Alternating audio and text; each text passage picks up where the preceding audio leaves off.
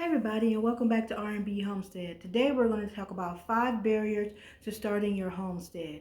But make sure that you hit that subscribe button at the bottom, and also make sure you hit the bell notification so every time that I post a video you're notified. Make sure to give me some thumbs ups and share this video with all your friends and family. I'm actually doing this video a little bit different than I usually do. I usually record on my iPad, but today I'm recording on my phone because some people have brought it to my attention that the volume is kind of low. So we're going to see how this works out. So let's get into this video.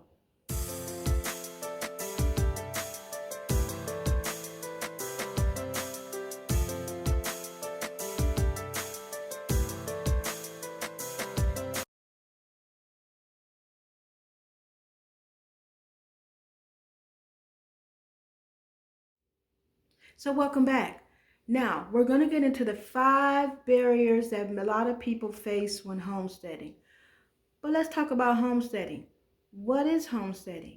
What does it mean to be self-sustaining? I don't have the answer for you. You're like, well, why am I on this video, Robin? Because I'm giving you 5 barriers to homesteading. But you have to define what homesteading is to you. Homesteading, you can be in an apartment, you can have an acre, you can have 80 acres. Homesteading is defined by you. There's a lot of definitions out there for homesteading. When they say homesteading, they want you not to be on electric, to have solar, or to have well water and not be on public water, or to do your own septic tank, to grow your own food, to not be around people, to be self-sustaining, meaning you don't need anyone or anybody. But I hate to tell you, you don't live on this earth by yourself. And you may be a jack of all trades, but you cannot master everything. So you're going to need help at some point. So, although I can't define homesteading for you, let me help you out with my definition. Being self-sustainable to me means that, okay, I'm going to be on well, I'm going to have septic, I'm going to have land, I'm going to build my own barns and have my animals and grow my own fruits and vegetables. But I still need to go to the hospitals. I still need to go to maybe the movies. I still have to be around people. But I'm going to make it that if something happens, any type of disaster happens, snow, earthquake, flood, whatever, that if I need, and I'm all by myself, I am able to survive. That's the whole gamut. I want to buy some land and have my own store. Just go outside, buy whatever. But that doesn't mean that I want to forget that everybody else lives on the planet. So you have to determine what's homesteading to you. To give you some history, homesteading initially started back when people were up north and they decided that they wanted to go out west. So what did they do? I don't think they were very smart, but I don't write history. I just tell you history. The crazy people packed all their stuff onto a wagon that they could take, and then they burnt their house down. They literally burnt their house down so that they had nothing to go back to, so they had to make it.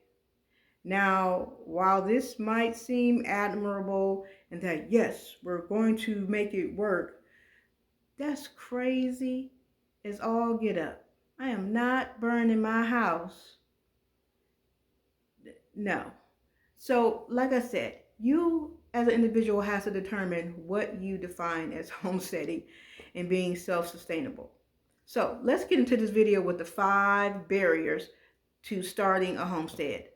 Number 1, I call analysis paralysis. And what that basically is, it boils down to procrastination. You plan, you plan, you plan. You have blueprints, you have charts, you have Excel sheets, but you never execute. You have to work on that. A lot of people procrastinate on this earth, and then nothing gets done. Now, I'm not telling you not to plan because you have to plan. There's a lot of moving pieces when starting a homestead. But I'm telling you to do your research, make a plan, and then execute. Do not stay in that second step. Research, plan, execute. Got it? Okay. Number two. Number two is your health issues. It could be your age, or you have some type of health issue, or your weight. All these things that fall under health issues. And let me explain. Now, I personally been fat since I was 5. It is what it is. But I'm still healthy, meaning I can go out and garden. I can go out and plow. These are things that happen because of the type of lifestyle that you decide to have. You also have to go ahead and take vitamins. You have to eat healthy, i.e. why? I want to grow my own fruits and vegetables and have my own food. That, and because I have so many allergies, I don't know what they're putting on, what pesticides they're spraying. I don't know what they're injecting these animals with. So, while you may have health issues, or you may be weight may be an issue, or you may be someone who's older, this does not prevent you from starting a homestead. There's always a way to do anything. So, number 3 is your significant other does not want to homestead.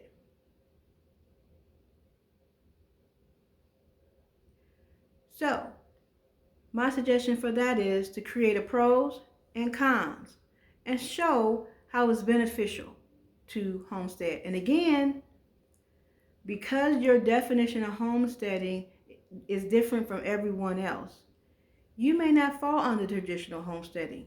So your significant other might be thinking, oh, we're going to live in the desert and we're going to be 5 hours away from any other living thing, and I can't go to the mall, and something crazy, just like the people who burnt their houses down to go homestead. So you have to be very clear and let your significant other know the pros and the cons and how you are defining homesteading, and then move on from there. Number 4, the big D, debt. Yes, money is an issue when it comes to homesteading. It can be a very huge barrier because most Americans, probably about 78% now, are in some type of debt. Credit card, home, new car, whatever it is. My suggestion is that, again, you research, make a plan. Plan is all those credit cards. I know you love Macy's and you love how soft their sheets are, but no, no, no, no. Pay those credit cards off, freeze them, keep them so your credit is building and you're building good credit, but freeze them and cut them so you're not using them. Anything, you don't need that new car. Now, mind you, I'm not saying that if your car is 40 years old with 295,000 miles on it, that you don't need a new one. What I'm saying is if you have a car that is running, that is paid off, there's no need to go get that new BMW. I know you saw Cardi B with that Lamborghini, but you don't need it, and your income and her income are not the same. So, make sure that you have your debt under control, because homesteading is not cheap and it's not free. You have to buy materials, you have to buy equipment, you have to buy land, you have to pay contractors. It's so much that goes into starting a homestead, and money is a significant barrier if you allow it to be. So again, research, plan, execute. So number 5. Number 5 is a big barrier. You can't find the right place to homestead. Now, once you finish this video, I want you to go back on my channel and watch video 2, 3, and 4. Those videos tell you, 1, how to pick where to homestead, what you're going to need as far as homesteading, and what you should look for in land when you're homesteading. All these things to help you out. As I stated before, I can't tell you the right place to homestead because how I define homesteading and how you define homesteading are two different things. You may not want to keep animals. So you can live in a cul-de-sac that has an acre, grow your vegetables, have septic, be fine. Me, I need land that's labeled as agricultural because I want animals. So again, finding the right place is not going to happen in 5 seconds, but it doesn't need to take 5, 10, 15, 20 years. That's where that procrastination comes into place. Remember, research, plan, execute. So, let's regroup. 5 barriers. You have procrastination, you have health, you have debt, you have significant other not wanting to, and finding the right location. While all these are barriers to homesteading, they all have solutions. You just have to find them by research, planning, execute. So, until next time, make sure you hit that subscribe button and the bell notification so that every time I post a video, you are notified. Make sure to give me those thumbs up and make sure to share this with everybody you know, family, friends, even a stranger when you go to 7-Eleven to get you some cigarettes. Tell them about RNBHomestead. But until then, see you later.